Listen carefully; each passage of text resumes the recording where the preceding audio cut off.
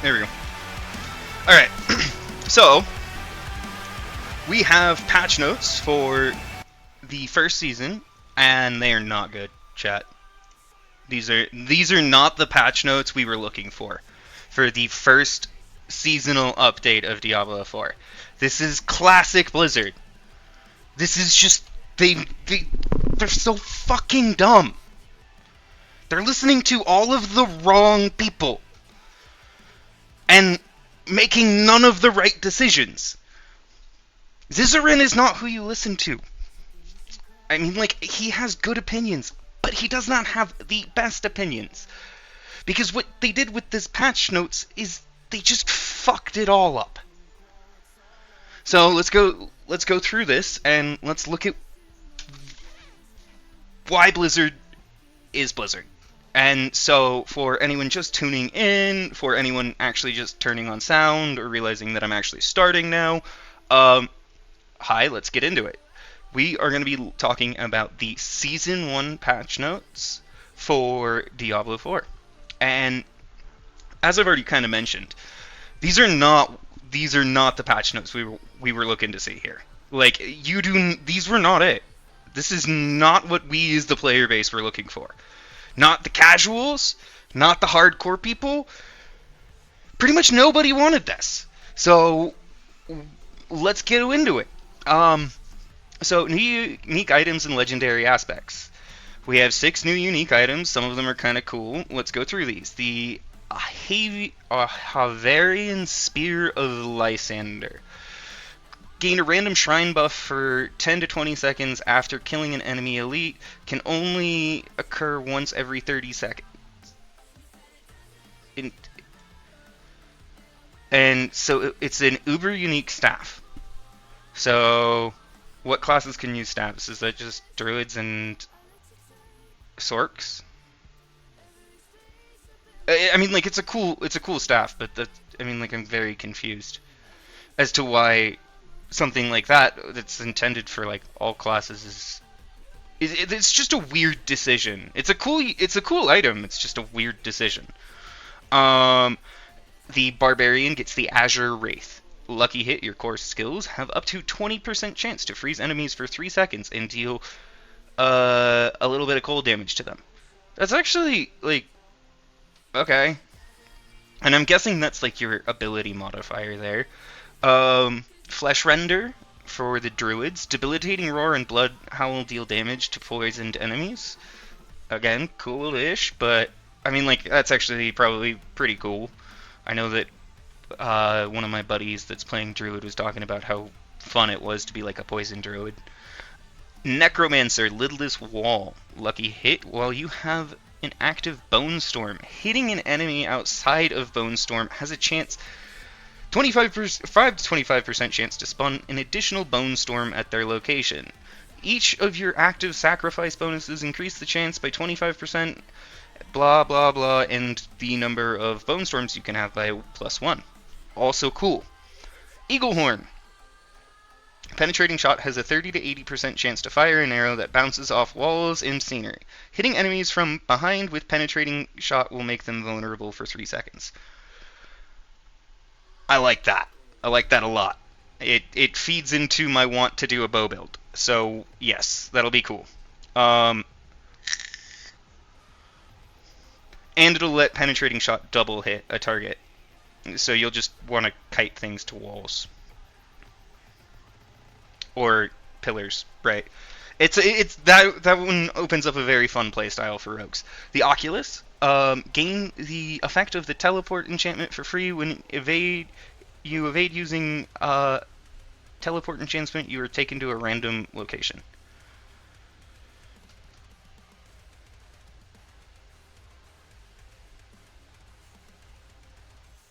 Have flat damage with scalar with power. Duh. So that's what I was talking about. But why that is under there is confusing as shit, because it looks like it's a weird place for it. Why not just, I don't know. Yeah, that's just weird formatting, and that's neither here nor there. This is just classic Blizzard. Audacity. So 7 new legendary aspects. Audacity. When there are at least 5 close enemies, stun them for 2 to 4 seconds. This can only occur once every 20 seconds. Okay. Okay. I don't have anything to say about that one other than it's another source of CC. Some builds will love it. You gain to 40% increased movement speed when moving away from slow or chilled enemies. Could be fun. Ancestral Charge for the Barbarian. Charge calls forth 4 Ancients who also charge, dealing 50 to 100% of normal damage. Cool.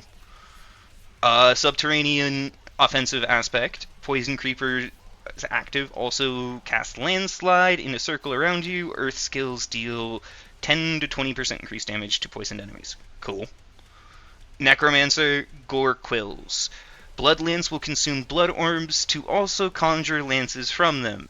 Each additional blood lance deals 20 to 50% of normal damage and prioritized targeting unlanced enemies. I mean, maybe that's cool. I don't know shit about necros. Rogue Pestilent Points. Every third cast of Puncture is imbued with 100 to 150% of normal potency.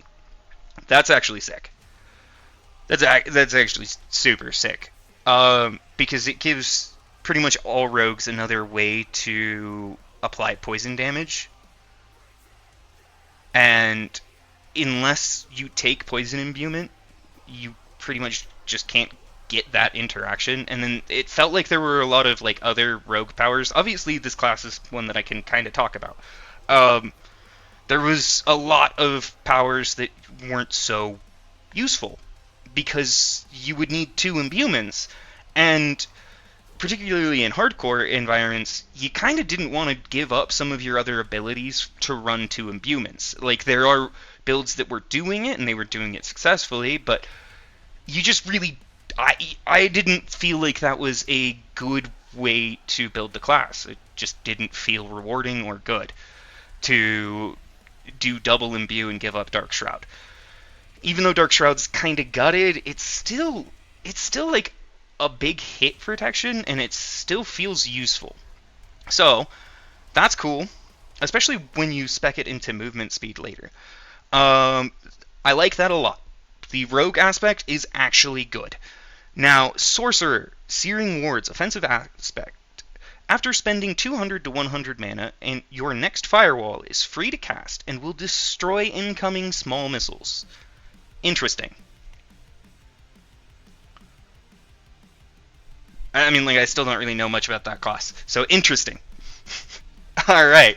Bug fixes. Accessibility. Made various improvements from an accessibility perspective primarily. Many fixes to the screen reader where it failed to read specific elements. Challenges. Fixed issues where specific challenges wouldn't provide the proper rewards and could not be completed. Fixed multiple issues where challenges could be progressed through unintended means.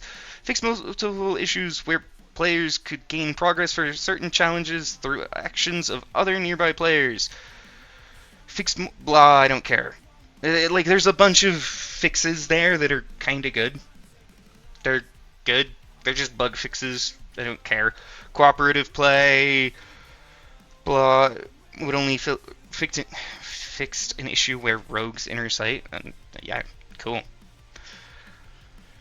Alright, so those are mostly, yeah. Fixed an issue where the player would blah. Fixed an issue where the stone carving, capstone dungeon would not complete. Yep. Okay, so all of those pretty good. Fixed an issue. So we're just going to go to the rogue specific stuff for this section because I want to know what they fixed for me. Fixed an issue where Shadow Step wouldn't trigger aspect of Uncanny Treachery if the target was killed. Fixed an issue where Advanced Penetrating Shot would not knock down players in PvP play. Fixed an issue where Twisting Blades would not come back when the ability killed a bloated Corpse Fiend enemy. Cool. Good shit. The dash skill, I don't care. That's actually disgusting that it wouldn't work if you were using a controller. Fixed an issue where the Eldritch Bounty Paragon node granted bonus resistances incorrectly. Probably just didn't work. Fixed an issue where Rapid Fire had an extra arrow VFX that behaved erratically. Yeah, probably. It fixed an issue where the Awakened Glyphstone wouldn't spawn for rogue players using... I don't... yeah, sure. I mean, like, the Awakened Glyphstone, I'm assuming, is the thing at the end of a Nightmare Dungeon? Because those things were buggy as fuck. Alright, fixed an issue, Sork, I don't really care too much about. If you want to see what they fixed there, they can go through it. General fixed multiple instances where players could unnaturally teleport during boss encounters. We saw that one, it was scary. Fixed an issue wherein the chest could be interacted with infinitely. Cool. Fixed an issue where Aram and the Ethan Pete blah. Okay. Bug fixes. Ah. Fixed an issue where cold enchanted monsters froze players more often than intended in higher world tiers. That was an issue. Fixed an issue where a chest could spawn that would provide infinite loot. I can't say I ever saw that one, but it was kind of cool.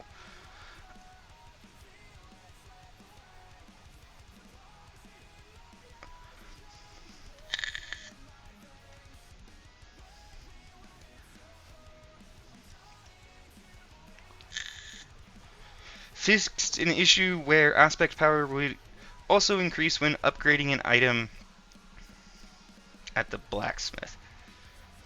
Bummer. Fixed the level requirements for sacred items will now cap at level 60. I don't like this at all. I don't like these two changes at all. The level requirement should be 45, and this should be 60. Fixed an issue where the Mother's Embrace Ring did not trigger properly with several abilities, and it just feels shit to use. Just saying, it feels shit to use. Fixed an issue where higher power than intended were dropping from rare monsters. Okay, so nerf gear. Gross. No, that was never the case. Lightning Goatmen are scary. Fixed an issue where monsters with the suppressor affix would become immune to damage from abilities that started initially outside of the blah blah blah. That's a super good one. That is a super good one because if you shadow stepped to them, because you shadow stepped outside, you wouldn't deal any damage. And shadow step is huge. I mean, like, this is the same thing. Like, that's a terrible bug, and it was super annoying. Yeah, treasure goblins would behave erratically if initially engaged from a long distance. Yeah, sure, cool. Yeah, this last fix is fixed multiple other issues where monster behavior could not perform properly and could be exploited in some cases. You could, if you did it right, you could kite Butcher to, like, certain walls, and you could get Butcher stuck on the wall, and then you could just smack him for free, because he would stop, his AI would just turn off. So that's probably a good fix. They want the Butcher to be scary. And he is, early. And then you just start fucking murdering him. Fixed an issue where the progress bar could not fill during the Caravan Under Siege event. Fixed an issue where the Putrid Remains enemies could remain idle during the Defiled Ground event. Yeah. Okay.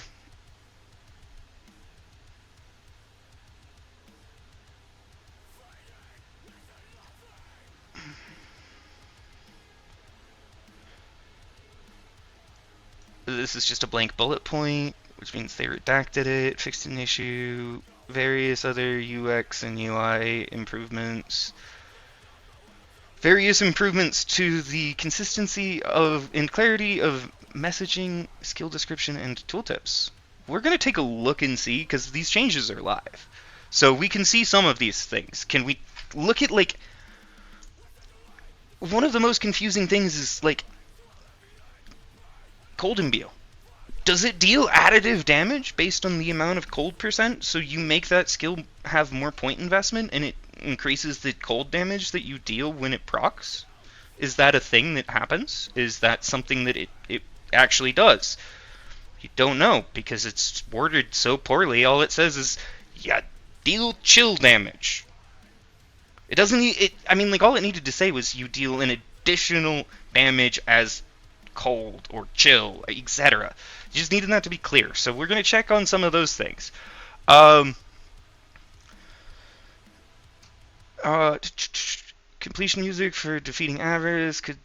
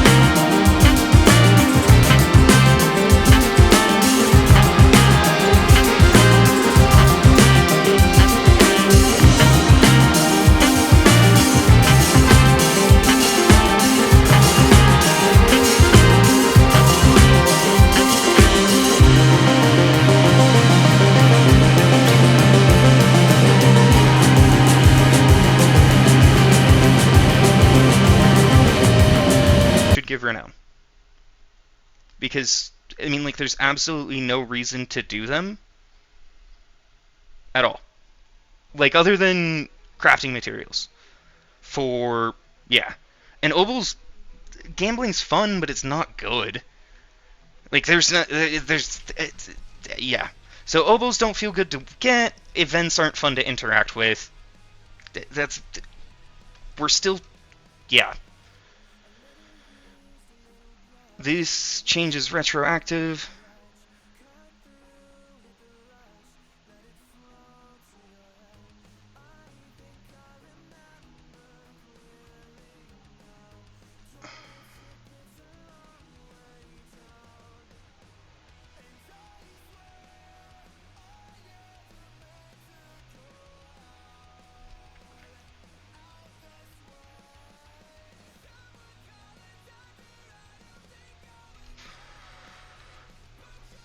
Okay.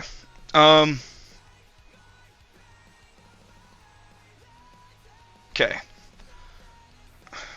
Level scaling inside dungeons and most overworld territories has been adjusted in World Tiers 3 and 4. Monsters will begin to...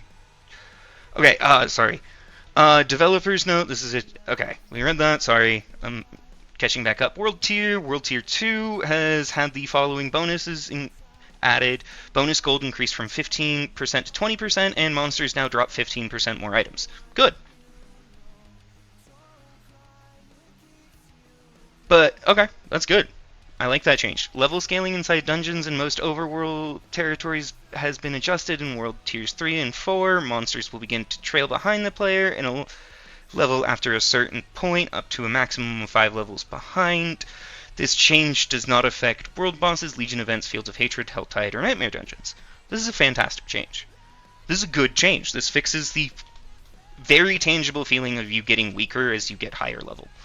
So that's a good change. I'm not going to go into the specifics of that. If you'd like to see how exactly they changed the values, it's right here.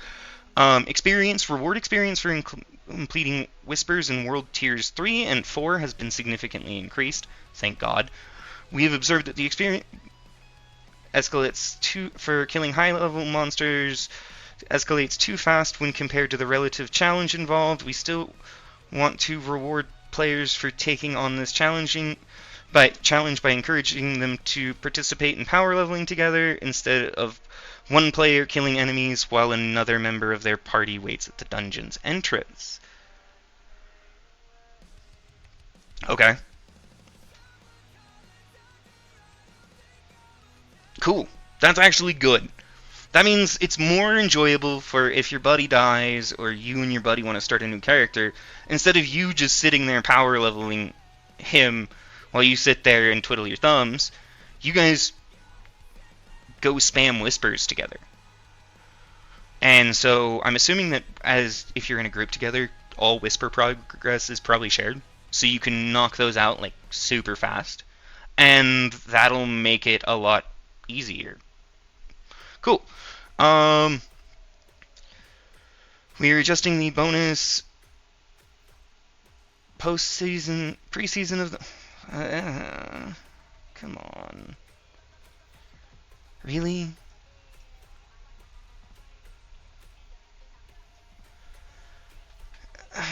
That's so dumb. That's so dumb. That is so dumb. That is so dumb. This is such a dumb change. This is fucking just so bad. We are also adjusting the experience rewards for monster level offsets for higher world tiers. Current world tier level offsets: World Tier 2 up to +3, World Tier 3 up to +10, up to 100, +100. We are changing this to... This is so dumb. This is like, while it looks like a good change,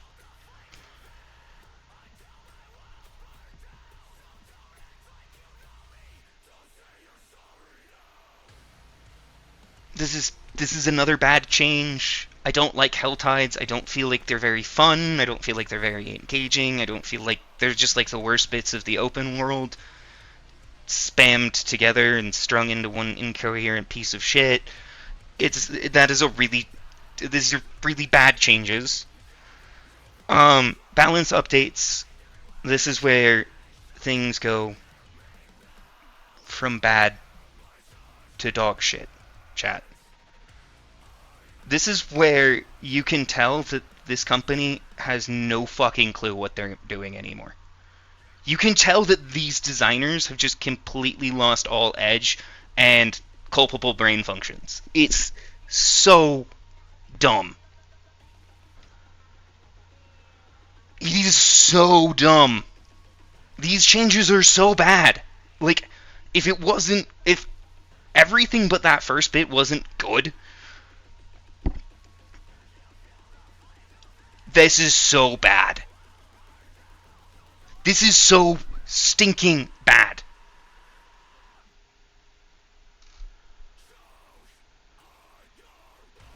Alright. Let's get into it. Aspect of disobedience stacks reduced from 100 to 60, reducing maximum armor bonus percent from 25 to 50% to 15% to 30%. That's bad. It's a great unique. It was very fun to have. It made you feel immediately tankier and more durable, and so boo. I guess that's really what they want to do, is they want to boo on their customers here.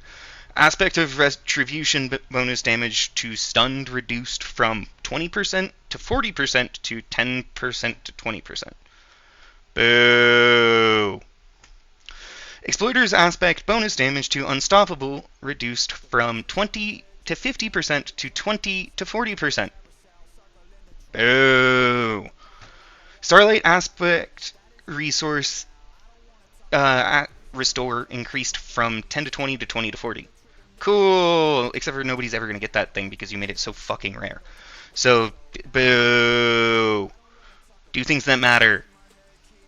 The Butcher's Cleaver slow increased from 40 to 75%, from 61 to 75%. Okay, I don't care. Drop rate adjustments. Increased bonus chance to drop ancestral and sacred items in Nightmare Dungeons from 5% to 10%. Good. Removed a 20% chance to drop an extra equipment item from elite monsters outside of Nightmare Dungeons and Helltide. Boo. Increased chance to drop extra equipment item from elite monsters in Nightmare and Helltide by 10%. Nightmare Dungeons now have 50% chance to drop a second legendary item upon completion. Cool. Good. Nightmare Dungeons now give 3 rare items upon completion, up from 1. I don't care. I don't really care. Like, you see some good rares, but by and large, you're just hunting down legendaries. And you'll just imprint on those. So monsters, increase HP scaling from 85% to 100% per bonus player in the party. Cool. I don't care. I mean, like, it does make it tougher, but it's not that big of a deal. Adjusted the scaling of the Greed Shrine to improve its effectiveness throughout the game. No. I mean, like, sure, cool, great. Gold scale is still fucked, so whatever. I don't really care. Greed Shrine is okay. World bosses now drop potions more often. I don't care, because my builds don't rely on potions, because that's a bad crutch. That's dangerous. There is no longer a limit to how many materials you can refine into higher materials at once. Don't know why that cap existed in the first place. It's pretty dumb. So at least that's a good change. Many affixes are too efficient and outshining alternatives. We're looking to refine the outliers, improve the number of meaningful choices on competitive slots, and overall increase the flexibility of items. We know these changes will reduce the total amount of possible power a character can possess, so we'll be monitoring how these changes affect players' ability to conquer expected milestones throughout the season.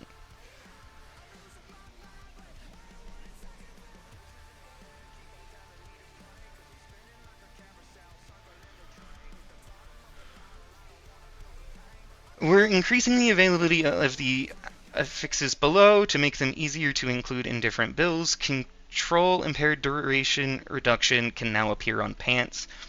Good. Barrier generation can now appear for all classes. It will also begin dropping later in the game. Big. That's big. That is big. Lucky hit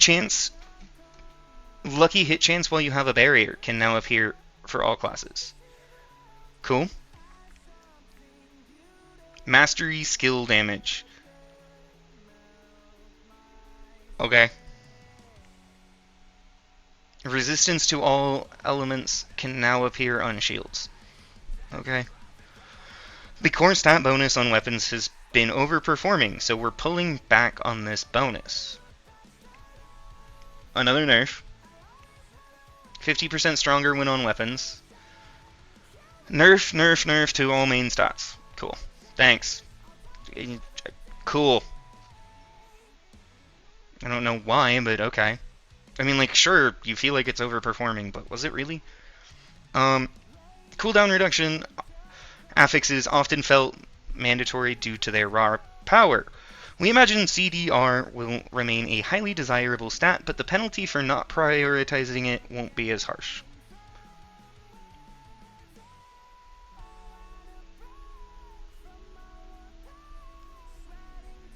This is dumb. This is another dumb change. Take things that were interesting and fun and let's make them less fun. We're seeing a critical strike damage and vulnerable damage often viewed as a hard requirement for a build success in Diablo 4. We believe this is a step towards allowing more builds to flourish, and will continue to make changes in support of this goal. Critical strike damage flat reduced by 17%. That's a bad change. Lightning critical strike damage reduced by 17%. That's also a bad change. Critical strike damage with Bone, Earth, Imbued, and Werewolf skills reduced by 17%. That's just another bad change. Vulnerable damage reduced by 40%.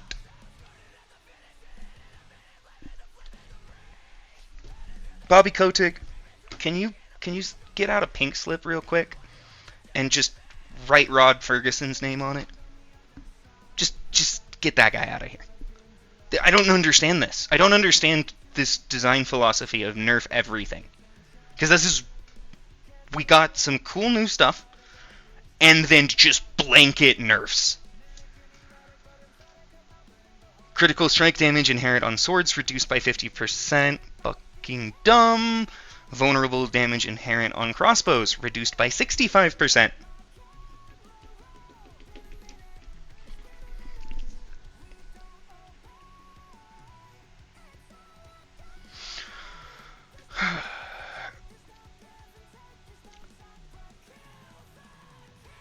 Damage bonus to crowd-controlled enemies was overperforming relative to the ease of activating it versus stricter crowd control specific types of affixes.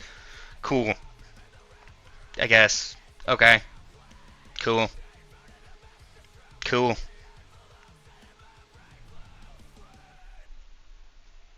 Okay. Damage to frozen enemies increased by 20%. Damage to crowd control enemies reduced by 30%. Okay, I don't really care. It's not that big of a... We have seen that skillful players are frequently slaughtering monsters many levels above their own. We want to support this, but the current situation is beyond what we believe is correct for the long-term health of the game. Well, I don't think the dev team's good for the long-term health of the game at this point. To chase this goal, we're shifting power to many offensive affixes from defensive affixes. We know this will make our endgame content more deadly, particularly for those chasing our pinnacle boss. An encounter not meant for the faint of heart. Overcoming the pinnacle boss will take every ounce of grit you can muster and all tools at your disposal. We will continue to evaluate feedback from the community and make changes to our... What community? What community are you listening to? Because, nobody asked for this shit. I don't think anybody asked for blanket nerfs to all classes. I don't think anybody asked for that shit. So, these are just things Okay. So, I'm assuming that this is for players, overall. Physical damage has been increased by 25%. Fire damage increased by 25%. Cold damage increased by 25%. Lightning damage increased by 25%. Poison damage increased by 25%. Shadow damage by 25%. Non-phys damage by 25%. So that'll probably double dip with any of the elemental damages. Physical damage over time increased by 40%. Good. Bleed effects are stronger. Fire damage over time ignites 40%. That's good. Shadow damage over time 40%. Cool. Damage with two-handed... When's your friend going live, homie? Oh. I'm not sure. I have no idea. Which one? I'm trying to remember what I was talking about last night. I am talking about a lot of shit right now, so my brain's all over. Shadow damage over time, two-handed with blunt... bludgeoning weapons increased by 25%. Two-handed slashing weapons increased by 25%. Damage with dual-wielded weapons increased by 25%. So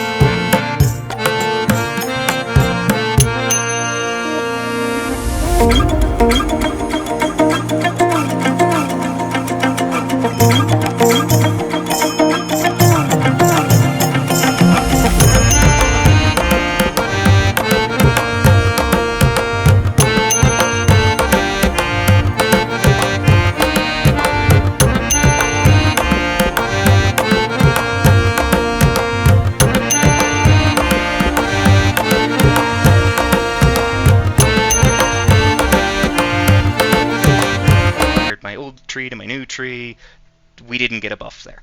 So that's just poorly worded and them reusing the same terms for their two melee classes.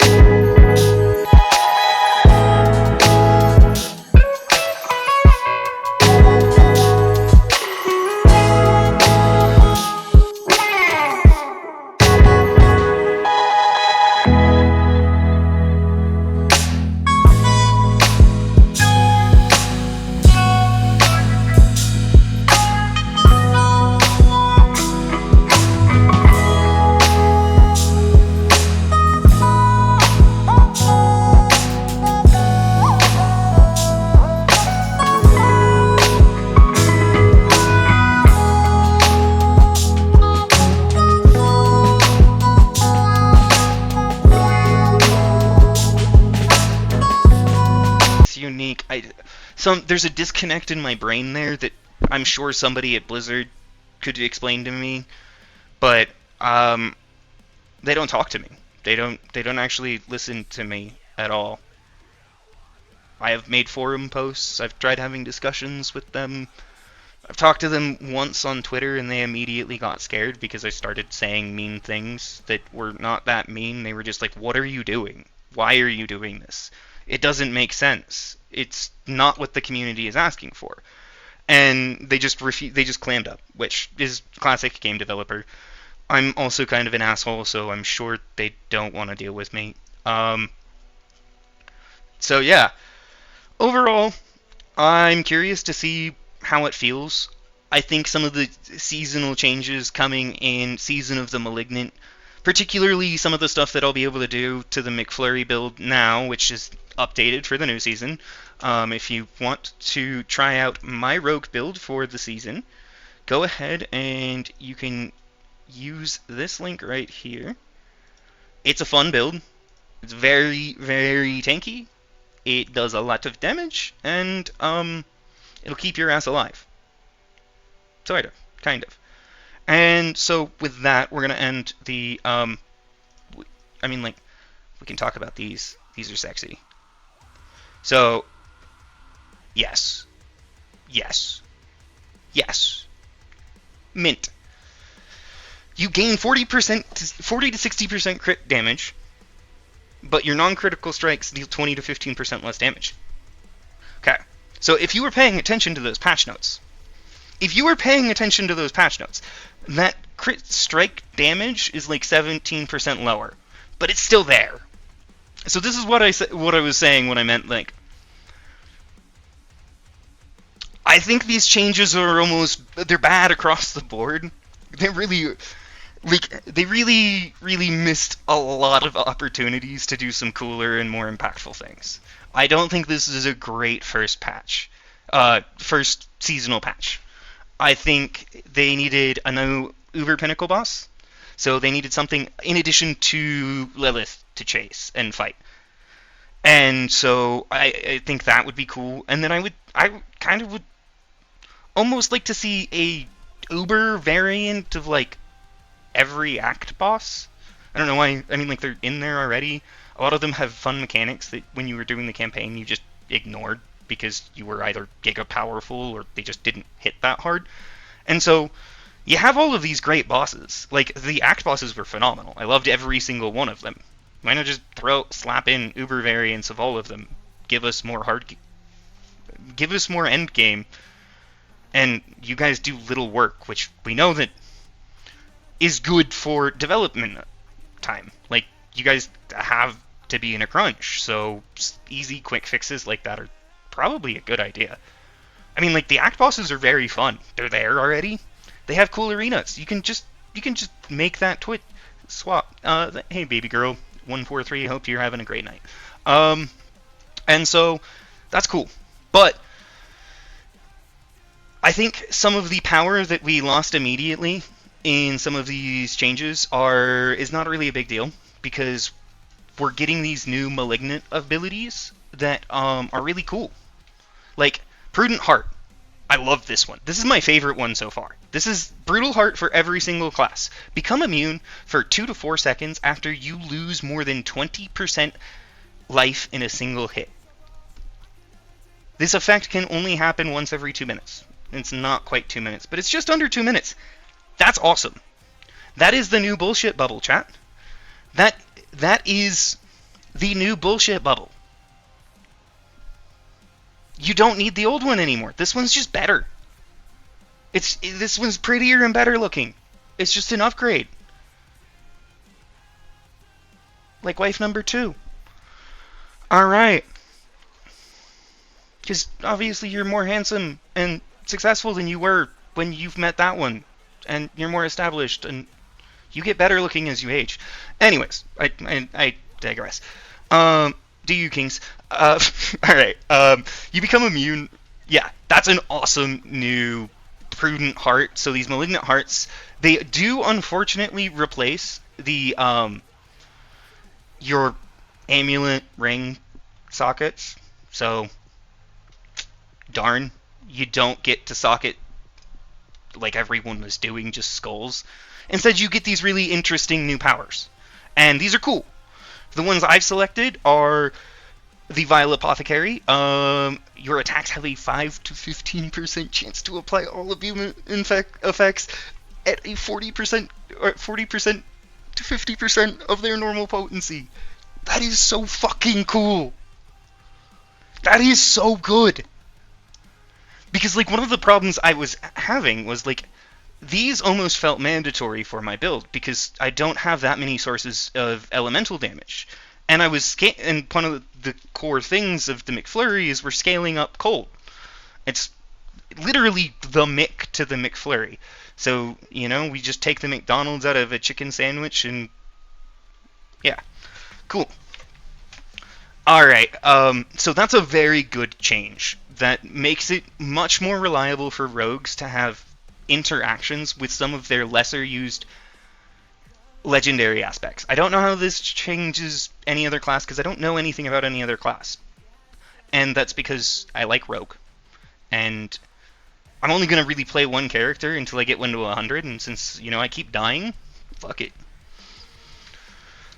Alright, and so that actually enables this big change to my build. Because this is just better. Now, that is just better. That is just a flat upgrade with a more reliable source of all imbuement effects. That's just better. So Grasp of Shadow is now Biss, replacing Frostburns, giving me access to like my first unique that's useful for rogues. Immediately, like Thank you, Blizzard. That was cool, and that allows us to still run the Penitent Greaves, which are still going to be amazing. They're just amazing. They're amazing boots. In addition, some changes that I made to the build for anyone who cares is we're now running Ravager's Aspect as our amulet, because we now have the new Bullshit Bubble Part 2, which is awesome. So we can go into our Ravager's Aspect, which when you kill an additional you Shadow Step, which we use a lot. We use Shadow Step offensively in this build, which a lot of builds don't. They just use it as a source of unstoppable, and that's a big waste, because it does a ton of damage when you put a little bit of investment into it, and it has a really low cooldown already if you take the right side fork of the enhancements. So this is great. These are good changes. I like some of them. I like a lot of the seasonal stuff. I really do. I think it's cool. I'm curious to see how it all shakes out. Obviously, I love Diablo. I'm excited for the new season. I needed to trump it up that doom and gloom, because this is terrible. But really, the reality is, like, other than the Renown and the Renown issue, which I'll resolve this season no matter what, and the nerfs to experience, I think these are actually overall good changes for the game. I know, I clickbaited and I made it sound doom and gloom earlier, and that's definitely what we're going to put in the YouTube video, but it's fine. I really do think that the Diablo 4 team has a good head on their shoulder, and these are good changes. I'm sure there was some technical limitations that had to do with the Renown issues, so cool.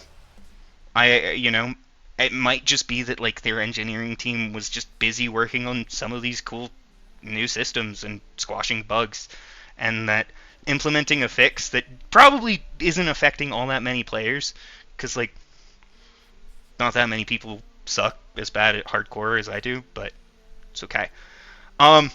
Yeah, so other weird changes that we have made to the McFlurry is we needed a boss killer for sure. So I have taken certain steps which will need to be tested and verified to make this Wombo feel better. So Subterfuge increases agility skill, etc. And then by getting stacks of that, if I go into a boss with having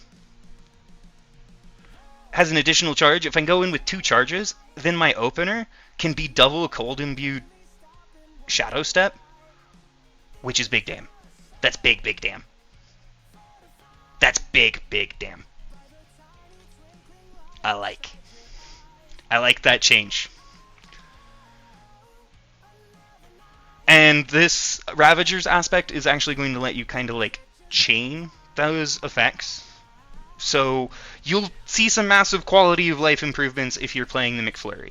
I don't have a non-hardcore variant of it, but if you read the notes on the build, I can go through, and if you weren't playing the McFlurry, or you would like to try the McFlurry, feel free to reach out to me on here with any questions, concerns, comments. I do really think that like it's very strong for hardcore.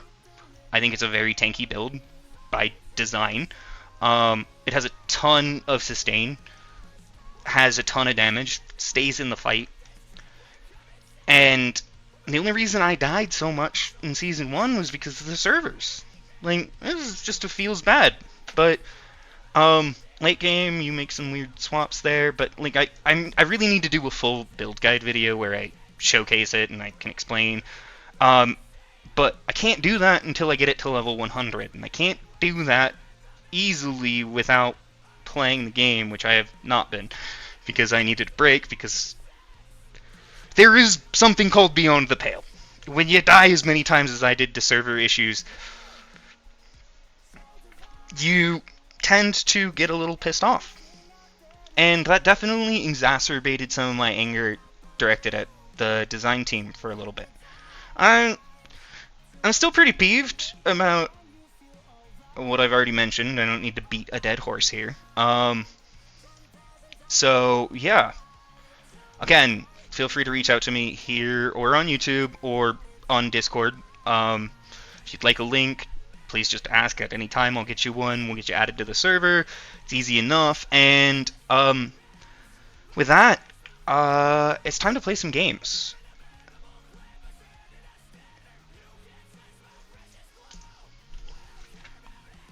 I mean, like, there's absolutely no reason for me to run around and grab my Lilith statues 2 days before the season. It would just be like, I'm going to have to redo it, and it's not going to be fun. So I'm just going to wait until the new fun season is out, and at least it'll take some of the sting out of having to redo it.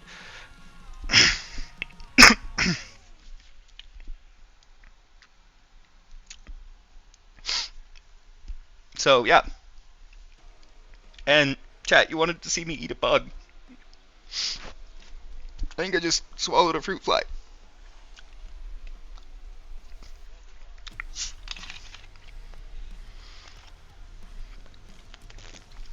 Alright, well, we can knock that eating bugs thing out, because I did it on accident, and you know what, fuckers, that counts. No, I'm just kidding, You guys would fucking rail me if I tried that shit, so obviously, obviously I'm not gonna do that.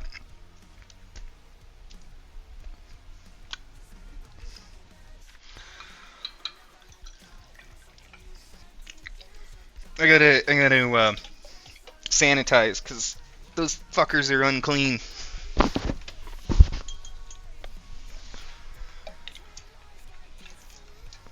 And, chat, have you ever bought, like, a bag of nectarines, and even if you eat, like, all but one of them, if you don't get it thrown away fast enough, no matter what you do, you're just gonna have a fruit fly infestation. I'm working as hard as I can to get that taken care of, but they're fucking everywhere, and it's driving me bananas.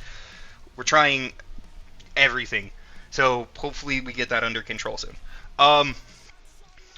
And that's a reminder that I need to take my trash out more diligently. Alright. No point in playing Diablo 4. No point in playing Path of Exile.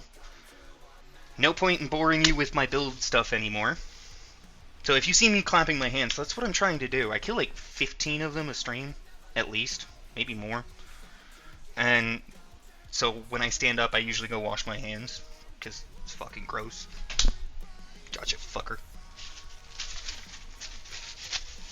And then I also have Clorox wipes behind the green screen, so um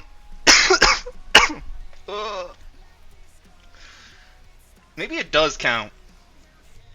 Cause that fucker is still maybe that does count, chat. Maybe we did eat a bug. It's just not intentional or pleasant, but it wasn't gonna be pleasant no matter what, because we eat with our eyes. Anyways, I hope that that was an informative and somewhat positive take on the patch notes. I'm sure you're going to see a lot of negativity about what I think is overall, like, a game headed in the right direction. They really are listening to some of the good feedback. I, jokingly say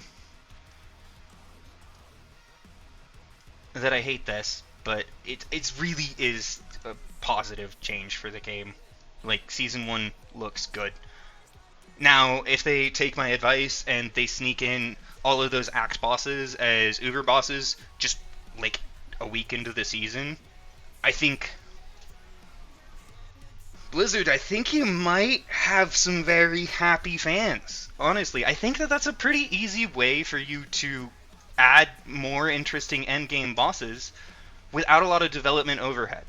Like, without a lot of time investment, and something that you can do very quickly to at least acknowledge that you're hearing the player's concerns.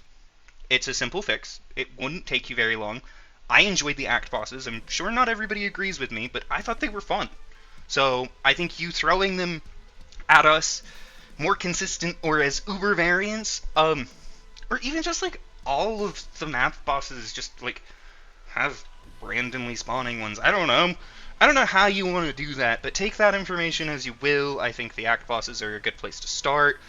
Maybe I'm just overlooking and misremembering the fact that they haven't been recycled a million times. I don't know. But even then, Tier 4 Elias was a super fun change to that fight, so I don't know. I know that, God, that was a lot of talking. Chat, that was a lot of me talking. I hope it was pretty entertaining. We're going to end the Twitch portion of the stream so I can have something easy to edit and get that on YouTube. And then